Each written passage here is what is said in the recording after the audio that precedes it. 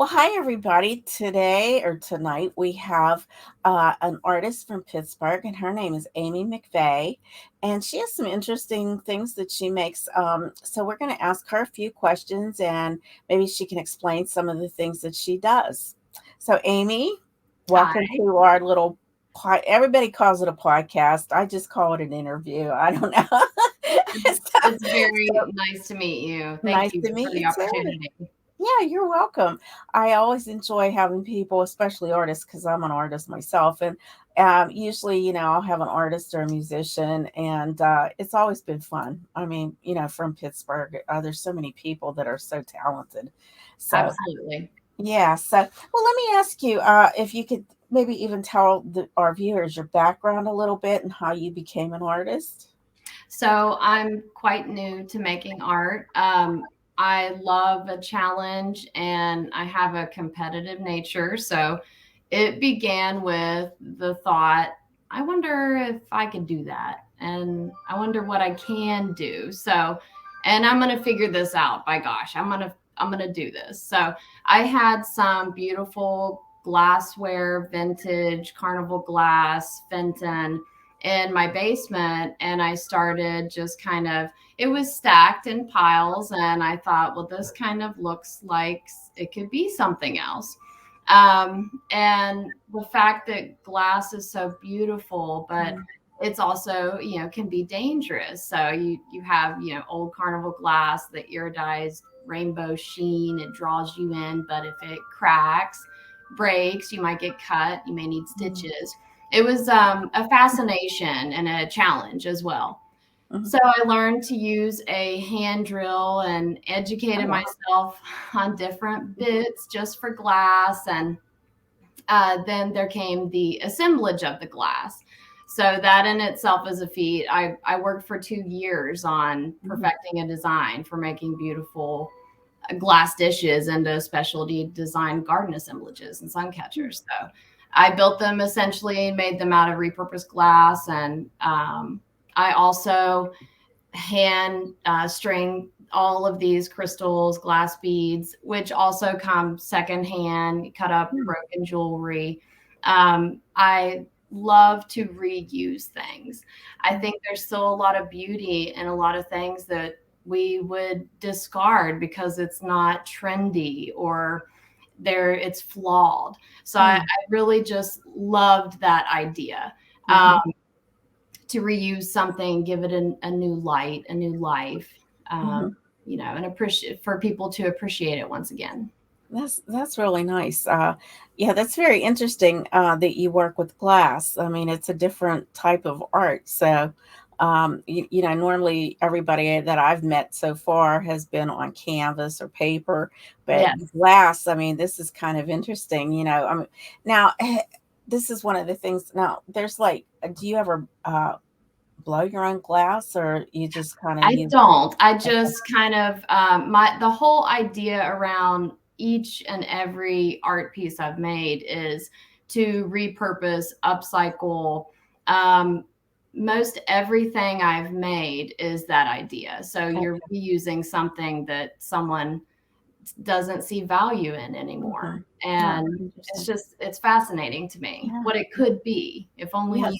you can see past that. You can Yeah. just see its Yeah. beauty. Okay, so like now you said you kind of self-taught yourself here, but like when you see a piece, do you kind of like think, "Oh, I could do this?" Does something come in your mind right away, or does does it take a little time? It takes a little bit of time. There's usually a spark if Mhm. I'm browsing an area where, like a thrift store or an estate sale or an Mhm. antique shop. There's usually I wonder what that could be. I wonder what I Yeah. could do with that. So there's usually some type of idea that pops in my head, and then it might take time. It might take years for the piece to feel complete or for me Mhm. to have a solid idea. I know a lot of artists sketch and then they create what they sketch on paper, but Mhm. I just kind of go with it. Mhm. I have the materials in my hands, and then I just go on instinct, and wherever my heart leads the Oh, way. that's cool. Yeah, that's nice. Yeah, see, that's how sometimes I am too. when I do my art.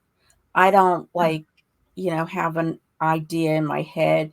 I'll look at pictures maybe, but normally it's something like what you do. I don't prepare myself. I don't make thumbnails and all that stuff what people Right, do. right. I just go for it. Yes, So use your imagination.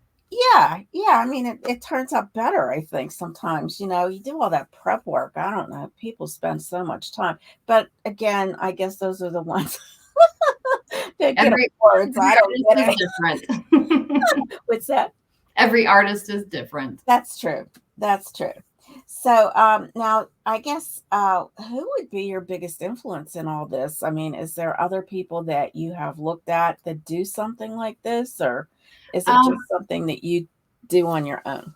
I do not come from a family of artists, or I actually come from a long line of collectors Mm, and keepers of beautiful old things. And so I learned at a young age to value everything. I grew up in Southern West Virginia, mm, and we had what we needed most times, but we didn't have a lot. mm, I would say I grew up in the mid to late 80s, mhm, and it was difficult sometimes. And if something of yours what got broken, then you didn't rush out to replace it. It was broken, or you tried to fix it. mhm, I dearly loved everything, and my great grandmother collected. My grandmother collected, and my mother is a longtime collector. So mhm, she has a lot of different collections, but really enjoys miniature, mhm, small forms of old, beautiful things. mhm, So when I was growing up, in my parents' bedroom were a few printer trays on the wall, and there were a lot of open spaces. It wasn't full, but there were old Cracker Jack toys, mm, tiny glass dice, Bakelite dice, Mr. Peanut figures, and I mm, just loved that. My mom mhm, caught me staring at it one day, and she reached up and pulled off some of the items from the printer tray and put it in my hand, let me hold it, and she told me uh-huh, a story about it. So there was like nice. she lit up, Mhm, and I could tell that they, were meaningful. So mhm, when I make my micro mosaic pendants, my jewelry, I use very similar items that would have been on her printer trays in her room. oh, So okay. little celluloid, tiny horses, gumball machine prizes, Cracker Jack prizes, and I just make them into something that sparks joy, makes you smile. Sure. It reminds me of a children's book. What would be the main picture in your head of a fun book that you read as a child, or your mother read to you, or your father, or Mhm. someone read to you? So it's just simple and fun. Oh, nice. That's interesting. Sorry, Yeah. I forgot one thing. My father, I get my determination from. Mhm, He's very driven, works very hard, and he sees everything through. So I get mhm. my fire from him. Oh, interesting, interesting. Oh, that's beautiful. Yeah, I think that, my parents have influenced me too. Well, my mom was a bigger influence, would say, but, yeah, that it's always nice to have that support too, you know? Absolutely. So now, like, when you actually go into antique stores, or do you go to flea markets to get things like this too, or is it basically antique stores? It's mostly Goodwills. Okay. The red, white, and blue thrift store on 51 by Mhm, the Liberty Tunnels. A mhm. beautiful thrift store. Is that Um, right? I've they always have, wanted to go in there because they have so many things in the window all the time. So, yes, yeah. that's where I get a lot of my old glass from. The jewelry department there, the section's very large, so sifting through that, and I just dismantle everything and sort it by color and Mhm, size, and then that's what I use for the stamens and mhm. for the embedding on the pendants, and these cute little wooden block ornaments I make. Everything really. I just have a basement full of tiny things. Nice, nice. So, is that like your art area where you're at now, or is it in your basement? Do you like create? Where do you create? Can you give me just 1 second? My Sure. 3-year-old is, hold on just 1 second. Okay, sure. Oh, I'm so sorry. Oh, that's all right. No, you know what? I'll I hope cut you that can out edit anyway. that out. I'll edit it out so you don't have to Well, worry. he went to the front door and it's locked. So then the dog was barking and he thinks this is a big adventure. But Oh, oh, mommy has an interview. So sorry. that's all right. That's okay. So now, do you ever? I guess with your creativity, you would not probably get a block, but you have to think about what you're doing, right? I mean, would you Yes. have a creative block with this, So or? sometimes I get bored, I would say. Hmm. I have several different kind of categories of art where I get a little bit bored and I think, what can I move on to? What else can I make? What else could I do with this? So sometimes I'll think, well, I try not to make art because people want it. I try and make art because that's what I want to do. It's Hmm. really hard for me to purposefully make something for someone else when it's not out of my own head. So Hmm. it's Hmm. I would say that what helps me the most is kind of sitting down and just going through what I have, holding it in my hands Hmm. and going back in time essentially. The feeling of it, kind of Hmm. honing in on that. How do I feel in the moment? How do I want to feel? Hmm. So what will get me there? Art is, I believe, is an expression of how you feel, but also where you want to be. So it's Hmm. kind of, it can be a hopeful thing as well. Hmm. Oh, nice, nice. So, well, I guess you could maybe talk. I mean, I think we kind of all covered some of those questions that I was going to ask with how you explained it and everything. So maybe you want to talk about some of your artwork there, and just I will put you on full screen, and then you can just talk about it, and then I'll come back. Absolutely. Okay, let me see if I can do that. I know. Uh, Oh, one of these ones here. Wait a minute. Let me. There we go.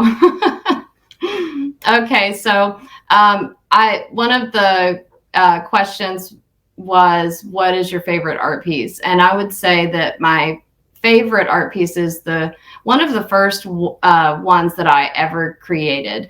It was a time in my life where I was trying to figure out what direction I wanted to go. I just finished my psychology degree. I had a very young child, 2 years old, and just, what do I want to do? What do I want to do in life? So I was feeling grateful and kind of a little bit lost. So I took apart an old porcelain doll head and remade it into a sculpture. And the necklace says imagine. So if you, this could be a testament to everyone has bumps in the road. Everyone has a journey. Each journey is different. Each journey leads us to where we kind of are today. So even though it may be a negative light, it's still a beautiful part of your life. So imagine what you can be, imagine what beauty you behold, imagine what you've done, what you could do. Imagine your strength. I purposefully made it genderless. Although the skin tone is a fair skin tone, I tried to make it without culture specific. I used a fiery red vintage pedestal glass that is powerful. Just the color of it is powerful. So I drilled each piece, and it is assembled with steel and some cushion in there. And I made a pin cushion up here with handmade pins. This is actually one of the doll's eyes up here on a pin. So it represents perspective when you're kind of looking within your soul, within your life, evaluating where you want to be, where you've been. just reflecting. And it's just an assortment of all different things. There's a vintage clock gear, there's a heart, there's a crow, an old dice. So the necklace is held on with an old clock spring that I dismantled. And there's some brass wings here. It's a beautiful piece, but I love it. And it says a lot about everyone, that we all are beautiful. We're all different. We're all human, and we're all deserving of love and encouragement.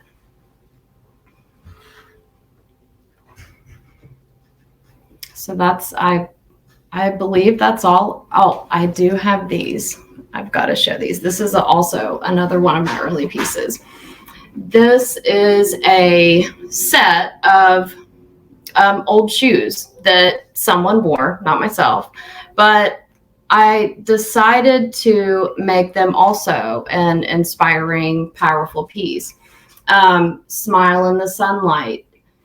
This side over here is the day piece. Smile in the sunlight. Dance in the moonlight. On the back side, it says that. And hold tight the beauty that surrounds you.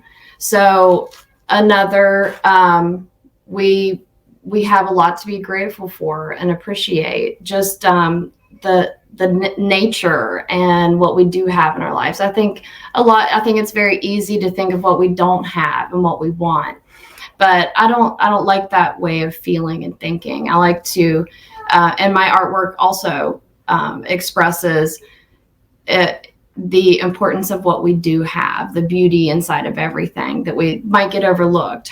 But the day side, I assembled tiny little flowers out of just wire and broken jewelry. There's a bed of moss and a little girl that is black and white. And another idea is when you feel one-dimensional in a three-dimensional world, smile in the sunlight, dance in the moonlight, and appreciate what you do have. The teeny tiny mushrooms are hand sculpted with polymer, and they hang on the wall together as a set. And I loved that this was someone else's shoes. Their journey was likely different than mine, and they were kind of discarded and let go. And I love making things beautiful again in a different light, even when they seem to have no value to someone else. And that's about it. That's kind of the whole idea of what I make. The spoons, just broken bits, vintage glass, check buttons, rhinestones, abalone. This one in particular is called C, and they hang on the wall. They look really good when you hang them with pictures as kind of a collage. The art that I make is so diverse. It's large. These flowers go on a copper pole and they face outward in your garden, or you can put them in a planter. They are that they have a steel bolt that goes through the copper, so it's a very solid structure. They're large, but then I also have made teeny tiny 25 millimeter jointed wooden bead dolls. That's going to be really hard to see, but this one is a plump little queen with a golden microbead necklace. Let's see if I can get her up here. But she is teeny tiny. I'll just do this. Teeny tiny, as big as my thumbnail. And you can see more pictures on my Instagram at Dicebox23. Or you can, I do have an Etsy shop. It's called In Time You'll Bloom. Also a testament to, we don't all know where we're going or where we want to be. It's really the journey that's beautiful. But yes, I love recreating old things that still have a lot of beauty. And and giving them new life again. It brings me joy. And my kid's starting to cry. Enough of this interview. Well, that's all right. Done. Yeah, no, that's fine. So these are things you can put out in the yard too. This is like garden. Yeah, so Okay. the garden inspired assemblages, they do go outside. I also make teapots, old teapots. Everyone had a kettle. Everyone's grandma had a kettle in their house. But you don't really see that as much anymore. So that's another thing that I often find secondhand are kettles, teapots. And so I use old, and everyone's grandmother had a beautiful glass beaded necklace that they were on special occasions. So I string them through the spout, which sometimes is very difficult. I'm trying to figure out how to do there. And I put them on a flange, and they go on a 45-degree angle where they simulate pouring. And then this is a vintage Mikasa cup and saucer set. So nice. It will be, let's see here. It'll be like this. Oh, that's neat. It's hard to get it all in there, but I start with the thought, what could this be? What can I do with this? So Very nice. There is a section of, that's kind of how I started with the garden art. And then in the winter time, people are not buying garden art. So I thought, what else can I do? So then I started with sculptures. Very nice. Very nice. Well, I'll tell you what, it was really interesting. And I want to get some of your links or all of your links so I can put in the information section and people can, peruse your areas, like where your Etsy shop is and things like that. Very Absolutely. nice. Now, I wanted to throw this out there. Just recently, I met with Ellen Chiz. She's a longtime artist, former gallery owner turned studio down in Shadyside. And she sent me in the direction of Firebox Gallery Studios in Carnegie. And Eva Trout is the owner there. She's an artist and she runs the entire gallery herself. Beautiful place. So my garden art is in her gallery for sale, and will soon be with Maya Ratcliffe with Hawaii Fluid Art in Dallas, Kansas City, and Hawaii. Nice. Very nice. That has to be exciting. Oh, it feels so good. It has to be exciting. It's crazy, but it feels wonderful. Yes. It's well, how many years, I'll have to ask you, how many years have you been actually doing this? 3. That's it. Just 3. Well, you know what? It's so different, but it's so unique. I mean, that's what makes it, I would say that COVID kind of sent this moving fast forward. Right. COVID was the shutdowns and the isolation. That was a tough time. So I would say I was making art to change the way I feel. Sad, often sad and lonely and isolated. Right, so it kind of sent it full speed ahead, which is wonderful. Yeah. Very good. Well, I don't want to hold you up there with your son. Poor little thing. I used to have the same issues. Like if I talk on the phone, Oh, absolutely. And what he wants is probably a cup of milk or so. The whole world's falling apart, but he wants a cup of milk. That's all right.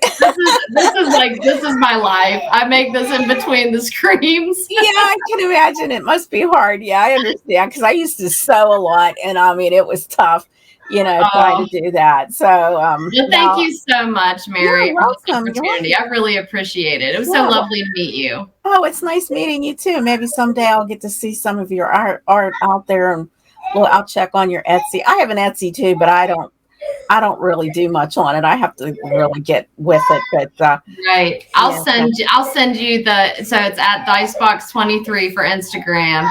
In Time You'll Bloom for Etsy, and that's about it. And I can send you the rest of the links. My kid is going to have a total meltdown. Yes. But I'm sure all the mothers out there can totally relate to this, or the fathers, or the grandparents. Oh, yeah. # real life. Yes, yes. Well, that is, and it's an important part because they grow up too fast. Like both of my Oh, kids are so absolutely. older now, and Yeah. it's just like, oh my goodness, where'd those years go? So you have Yes. to Thank enjoy you even so the much. crush. You're welcome. You take care now. Bye. All right, bye bye now. Bye bye.